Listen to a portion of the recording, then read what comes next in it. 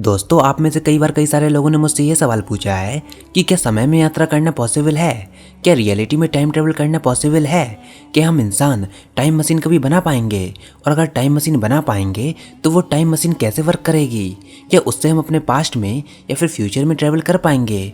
तो आज हम इसी टॉपिक पर बात करेंगे कि क्या इंसान कभी टाइम मशीन बना पाएगा। तो चलिए शुरू करते हैं। इसको समझने से पहले आपको कुछ चीज़ों का एक बेसिक आइडिया होना चाहिए कि टाइम किस प्रकार से वर्क करता है, एरो ऑफ टाइम क्या होता है, कॉजेलिटी किसे कहा जाता है, और मिन्कोव्स्की स्पेस कर्व क्या होता है। और हाँ, अगर आप हमारे रेगुलर व्यूअर हो तो आप इन सब टॉपिक्स के बारे में पहले से ही जानते होंगे, क्योंकि इन सब पर मैं एक सेपरेट वीडियो ऑलरेडी बना चुका हूँ।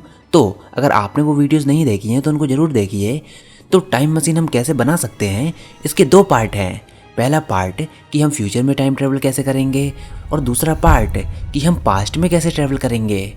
और हाँ, इस वीडियो में हम ये बात नहीं करने वाले कि टाइम मशीन का फिजिकल ओवरव्यू कैसा होगा, उसमें कौन सा फ्यूल यूज़ होगा। हम इस वीडियो में अभी के लिए केवल उन प्रिंसिपल्स को कंसीडर करेंगे जिन पर हमारी टाइम मशीन वर्क करेगी।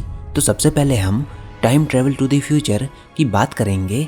तो फ्यूचर टाइम ट्रेवलिंग मशीन बनाना फिजिक्स में अलाउड है, मतलब हमारे फिजिक्स के नियम हमको फ्यूचर में ट्रेवल करने वाली टाइम मशीन को बनाने के लिए अलाउ करते हैं। इनफैक्ट हम ये भी कह सकते हैं कि कहीं ना कहीं अभी भी हम टाइम ट्रेवल कर रहे हैं फ्यूचर की तरफ। ऐसा क्यों? क्योंकि एरो ऑफ टाइम हमारे यूनिवर्स में फ्यूचर की तरफ बढ़ता रहता है। इसको अगर आपने स्पेशल रिलेटिविटी पढ़ी है तो आप इसको समझ रहे होंगे कि मैं क्या कहना चाहता हूँ।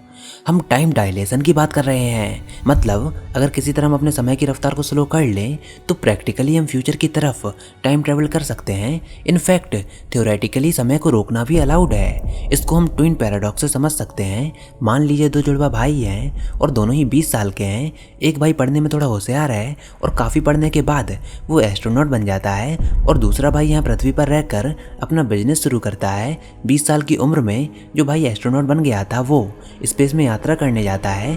उसके स्पेसक्राफ्ट की वेलोसिटी स्पीड ऑफ लाइट के 60% है। अब देखिए, दूसरा भाई जो कि पृथ्वी पर है वो 50 सालों तक इंतजार करता है अपने पहले भाई के आने का। लेकिन जब यात्रा खत्म होती है और जब दोनों भाई आपस में मिलते हैं तो जो भाई स्पेस में यात्रा करके लौटा उसकी उम्र पृथ्वी पर मौजूद भाई की उम्र से कम थी। उसकी बायोलॉजिकल उम्र कम थी। अगर थोड़ा कैलकुलेशन किया जाए तो पृथ्वी पर मौजूद भाई की उम्र होगी 70 साल और दूसरे भाई की उम्र होगी केवल 50 साल।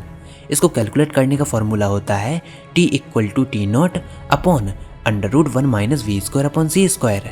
आप यहाँ पर वैल्यूज़ को पुट करके आंसर को वेरीफाई भी कर सकते हो। हालांकि यहाँ पर एक पैराडॉक्स भी है जिसमें कुछ रिलेटिव मोशन का कंसेप्ट होता है, लेकिन उसके बारे में हम बात नहीं करेंगे। बट मैं आपको ये कहना चाहता हूँ कि जैसे जैसे स्पेस में हमारी रफ्तार बढ़ती जाती है वैसे वैसे समय की रफ्तार धीमी होती जाती है, मतलब चलती हुई घड़ियों के लिए समय धीमा हो जाता है। इनफैक्ट अगर टाइम डायलेशन के फॉर्मूले में अगर किसी ऑब्जेक्ट की स्पीड ऑफ लाइट के बराबर हो जाए तो c² से c² कैंसिल हो जाएगा और डिनोमिनेटर की वैल्यू 0 आएगी। ऐसे में T0 की वैल्यू कितनी होगी? वो होगी 0। मतलब एक तरीके से यहाँ पर समय रुक गया उस ऑब्जेक्ट के लिए जो स्पीड ऑफ लाइट से मूव कर रहा है। तो मतलब फिजिकल प्रिंसिपल्स में ये पॉसिबल है कि हम एक टाइम मशीन बनाए जो कि हमको फ्यूचर में ट्रैवल करा सके। टेक्निकली ये भी पॉसिबल है कि आप स्पेस में केवल 10 सालों के लिए ट्रैवल करो, मतलब आपके लिए केवल 10 साल ही बीते होंगे, जबकि जब आप अर्थ पर वापस लौटोगे तो हो सकता है कि अर्थ के टाइम के हिसाब से 300 साल बीत गए हों। और ऐसा क्यों हुआ? क्योंकि आपने स्पीड ऑफ लाइट के क्लोज ट्रैवल किया, और जब ऐसा होता है तो आपकी घड़ियों की रफ्तार धीमी हो जाती है। देखिए, अगर आप यहाँ पर बारीकी से सोचोगे तो आपको इस बात का एहसास होगा कि नेचर फ्यूचर में जाने के लिए अलाउ करता है। देखिए, यहाँ पर एक कॉस्मोलॉजिकल एरो ऑफ टाइम होता है, और कॉस्मोलॉजिकल एरो ऑफ टाइम उस डायरेक्शन की तरफ रहता है जहाँ पर यूनिवर्स का एक्सपेंशन हो रहा हो। अब नेचर ने हमको ये फ्रीडम दी है कि आप स्पेस में कहीं पर भी मूव कर सकते हैं। हाँ, ट्रैवल करने के लिए वेलोसिटी स्पीड ऑफ लाइट से कम होनी चाहिए, और एक और कंडीशन की एरो ऑफ टाइम उस डायरेक्शन में होना चाहिए जहाँ पर यूनिवर्स का एक्सपेंशन हो रहा हो। और एरो ऑफ टाइम कहाँ पर है? एक्सपेंडिंग यूनिवर्स की डायरेक्शन में। तो मान लीजिए आप पृथ्वी पर हो और आपका दोस्त स्पेसक्राफ्ट में है जो कि स्पीड ऑफ लाइट के क्लोज मूव कर रहा है, तो ऑब्वियस सी बात है क्योंकि वो हायर वेलोसिटी से मूव कर रहा है तो उसके लिए टाइम स्लो होगा। लेकिन पृथ्वी और स्पेसक्राफ्ट भले ही कैसे भी मूव कर रहे हों, लेकिन उस टाइम पीरियड के दौरान यूनिवर्स उतना ही एक्सपेंड होगा जितना कि उसको होना था। मतलब हाइयर वेलोसिटी से चलने पर एरो ऑफ टाइम को कोई फर्क नहीं पड़ता। इसलिए क्लासिकली फ्यूचर में ट्रैवल करना अलाउड है, बट फ्यूचर केवल हमारी पृथ्वी का होगा, ना कि हमारे पूरे यूनिवर्स का। क्योंकि यूनिवर्स को कोई फर्क नहीं पड़ता कि आप किस स्पीड से मूव कर रहे हो, बस वो स्पीड ऑफ लाइट से ज़्यादा नहीं होनी चाहिए। ऐसे ही फ्यूचर में ट्रैवल करने की दूसरी टाइम मशीन है हाई ग्रेविटेशनल ऑब्जेक्ट, जैसे कि ब्लैक होल्स।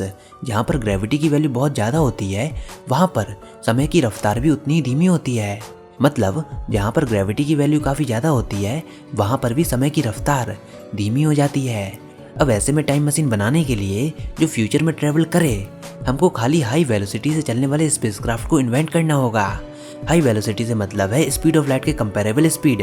हालांकि अभी की टेक्नोलॉजी के हिसाब से हम इम्पल्स स्पीड को भी अचीव नहीं कर पाए हैं, तो आई थिंक अब आप समझ गए होंगे कि फ्यूचर ट्रैवलिंग टाइम मशीन बनाना हमारे लिए पॉसिबल है, जिससे हम केवल अर्थ के फ्यूचर को जान सकते हैं, ना कि हमारे पूरे यूनिवर्स के फ्यूचर को। एक प्रॉब्लम ये भी है कि टाइम को हम समय मानते हैं। दरअसल टाइम की एक्चुअल मीनिंग ये होनी चाहिए कि कोई ऑब्जेक्ट स्पेस में कितना मूव कर रहा है, किस ड्यूरेशन तक मूव कर रहा है। तो जो ऑब्जेक्ट ज़्यादा तेज़ी से मूव करेगा उसके लिए टाइम कम होगा उस ऑब्जेक्ट के कंपैरिजन में जो कि स्लो मूव कर रहा है। नाउ अब हम बात करेंगे कि क्या पास्ट में ट्रैवल करना पॉसिबल है। सुनिए, जब भी हम पास्ट टाइम ट्रैवलिंग मशीन की बात करते हैं तो वहाँ पर कई सारी लॉजिकल इनकन्सिस्टेंसीज जन्म लेती हैं। वहाँ पर कई सारे पैराडॉक्सेस जन्म लेते हैं, जिसमें से सबसे फेमस है ग्रैंडफादर पैराडॉक्स। सपोज आप टाइम में पीछे जाते हो और अपने ग्रैंडफादर को ही मार देते हो, तो अगर आपने अपने ग्रैंडफादर को ही मार दिया तो फिर आपका जन्म कैसे हुआ, यानी कि आपके खुद के वजूद पर सवाल उठता है। और ऐसे ही तमाम पैराडॉक्सेस हमारे सामने आते हैं जो कि हमको पास्ट में ट्रैवल करने से रोकते हैं। अब देखिए, फिजिक्स हमको क्या कहना चाहती है कि जब भी आप पास्ट में ट्रैवल करते हो तो अगर स्पेशल रिलेटिविटी की बात करें तो समय धीमा होता जाता है जैसे जैसे ऑब्जेक्ट की स्पीड ऑफ लाइट के क्लोज पहुंचती है, और टाइम बिल्कुल रुक जाता है जब हमारी वेलोसिटी स्पीड ऑफ लाइट के बराबर हो जाती है। ये सब हमको कैसे पता चला? टाइम डायलेशन के फॉर्मूले की मदद से। अब जरा सोचिए, अगर हम ऑब्जेक्ट की स्पीड को स्पीड ऑफ लाइट से ज़्यादा बढ़ा दें तो इस केस में आपको टाइम डायलेशन के फॉर्मूले में अंडर रूट के अंदर नेगेटिव वैल्यू मिलेगी। और जब भी अंडर रूट नेगेटिव होता है तो वो एक इमेजिनरी नंबर को डिनोट करता है। मान लीजिए अगर अंडर रूट के अंदर नेगेटिव नहीं होता तो ऐसे में मैथमेटिक्स हमको नेगेटिव टाइम के कंसेप्ट को खुद ही अलाउ करती, लेकिन अंडर रूट के अंदर -1 का होना ये इमेजिनरी नंबर को दर्शाता है। हमको इमेजिनरी नंबर लाइन में इन सब चीज़ों को देखना होगा, और इसी कारण नेचर किसी भी चीज़ को स्पीड ऑफ लाइट से ज़्यादा स्पीड अचीव कराने नहीं देता, इनफैक्ट खुद लाइट को भी नहीं। क्योंकि अगर ऐसा होगा तो अंडर रूट के अंदर नेगेटिव नंबर आएगा जो कि अलाउड नहीं है। इसके साथ ही साथ पास्ट में ट्रैवल करना थर्मोडायनेमिकली भी अलाउड नहीं है, क्योंकि इससे सेकंड लॉ ऑफ थर्मोडायनेमिक्स का वायलेशन होता है। क्योंकि अगर आप पास्ट में ट्रैवल करोगे तो एरो ऑफ टाइम की डायरेक्शन रिवर्स हो जाएगी, जिसको सेकंड लॉ ऑफ थर्मोडायनेमिक्स कभी भी अलाउ नहीं करेगा। और इसके साथ ही साथ यहाँ पर कॉजैलिटी भी ब्रेक होगी। लाइक आप इस डायग्राम को देखिए, ये है मिन्कॉस्की स्पेस कर्व। ये डायग्राम स्पेस टाइम में हो रहे हर एक इवेंट को दिखाता है। तो आप प्रेजेंट वाले पॉइंट पर मौजूद हो।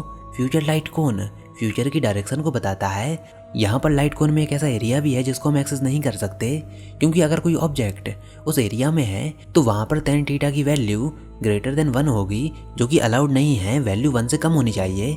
मतलब इस एरिया में ऑब्जेक्ट की स्पीड ऑफ लाइट से ज़्यादा होती है। आई नो आपको इस ग्राफ को समझने में थोड़ा प्रॉब्लम हो रहा होगा, लेकिन कोई बात नहीं। इस ग्राफ को अगर आप पूरा डिटेल में समझना चाहते हो तो आप मेरी मिन्कॉस्की स्पेस कर्व वाली वीडियो जरूर देखिए। उसमें आपको causality, future zone, past zone, ये पूरा ग्राफ, ये सभी चीज़ें एक बार में क्लियर हो जाएंगी। अब यहाँ देखिए, अगर आपको पास्ट में ट्रैवल करना है तो आपको इस पाथ से होकर जाना होगा, जिसको फिजिक्स कभी भी अलाउ नहीं करेगी, क्योंकि यहाँ पर कॉजैलिटी के नियम ब्रेक होते हैं। कॉजैलिटी क्या होती है, इसको ऐसे समझिए कि नॉर्मली क्या होता है, जितने भी इवेंट्स होते हैं तो पहले तो उस इवेंट का कॉज होगा, बाद में हमको अफेक्ट देखने को मिलेगा। जैसे आपके सामने एक टारगेट है, आपको उस पर गन फायर करनी है, तो पहले आप गन को फायर करोगे तब जाकर टारगेट में गोली लगेगी। यानी कि पहले कॉज हुआ और फिर बाद में अफेक्ट हुआ। लेकिन स्पेस टाइम के इस रीजन में ये नियम ब्रेक होते हैं। यहाँ पर क्या होगा कि पहले अफेक्ट होगा, बाद में कॉज होगा। गोली पहले टारगेट में लग जाएगी और बाद में गन फायर होगी, जिसको आप समझ सकते हो कि ये क्लासिकली अलाउड नहीं है, इसलिए पास्ट में ट्रैवल करना भी अलाउड नहीं है। अब यहाँ पर जनरल रिलेटिविटी कुछ हद तक हमारे सामने पास्ट में टाइम ट्रैवल करने की पॉसिबिलिटीज़ को इवॉल्व करती है, जनरल रिलेटिविटी के अनुसार स्पेस टाइम ग्रेविटी के कारण कर्व हो जाता है, बेंड हो जाता है। अब अगर इस कर्वेचर की बेंडिंग काफ़ी ज़्यादा हो जाए तो ऐसे में हम एक स्पेस टाइम के कोऑर्डिनेट से दूसरे स्पेस टाइम के कोऑर्डिनेट पर जंप कर सकते हैं। अब ऐसे ऑब्जेक्ट जिनका ग्रेविटेशनल फोर्स काफ़ी ज़्यादा होता है उनको हम कहते हैं black holes. Science fictional world की कुछ थ्योरीज ये भी सजेस्ट करती हैं कि ब्लैक होल की सिंगुलैरिटीज़ पर कुछ ऐसे पोर्टल्स होते हैं जो हमको स्पेस टाइम के दूसरे हिस्से पर भेज सकते हैं, बट वहाँ पर भी कुछ फिजिकल लिमिटेशंस होती हैं।